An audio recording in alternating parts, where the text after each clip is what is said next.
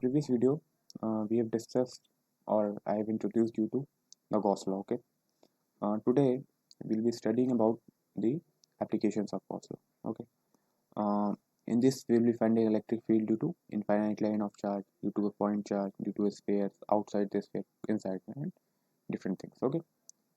So our topic is actually applications of Gauss law. Okay. So the first topic is that you know that we have found electric field due to a point charge at a distance r. Okay, so by the Gauss law we'll be finding that. Okay, suppose this is a point charge. Okay, we need to find electric field at here at this point. Okay, you already know that E is equals to 1 upon 4 pi epsilon naught q upon x square. Okay, if this distance is x, right? So in Gauss law what we do, we'll just make a sphere, okay, of radius r, of radius x, you can say. Okay, this is a sphere. Okay, and we'll find the flux through this sphere. Flux will be what? Flux will be q net upon epsilon naught.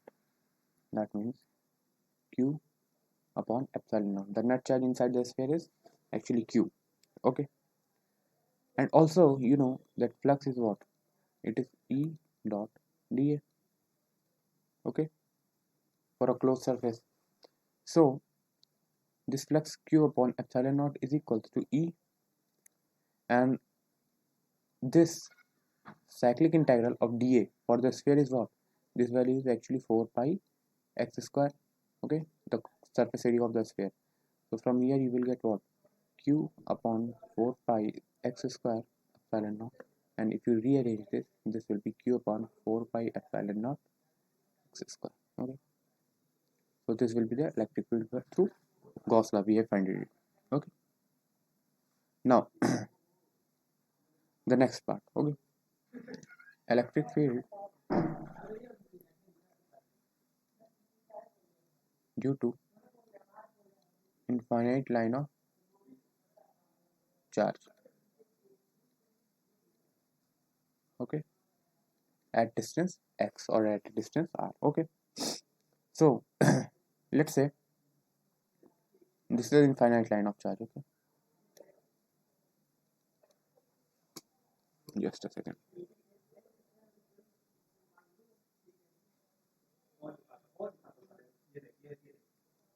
This is actually the infinite line of charge. Okay,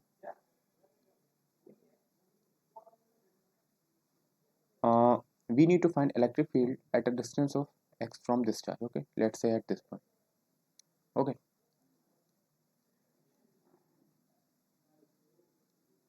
suppose this line of charge has linear charge density as lambda.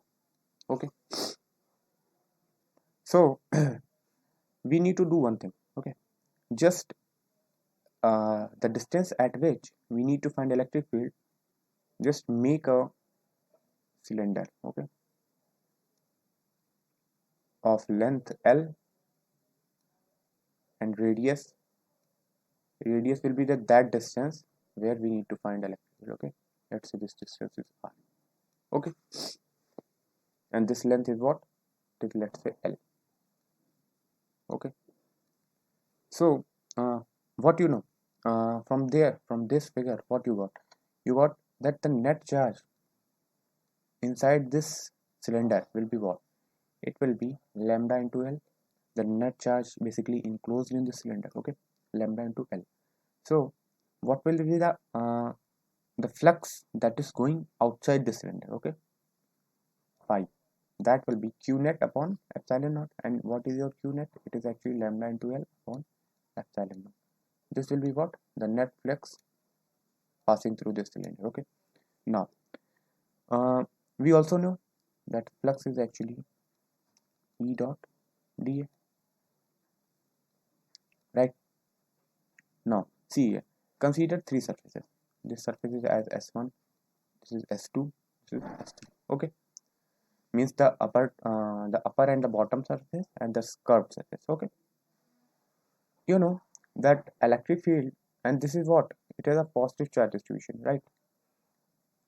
You know that electric field due to uh, or you can say electric field near a positive charge will be always in outward direction. So the direction of electric field will be something like this.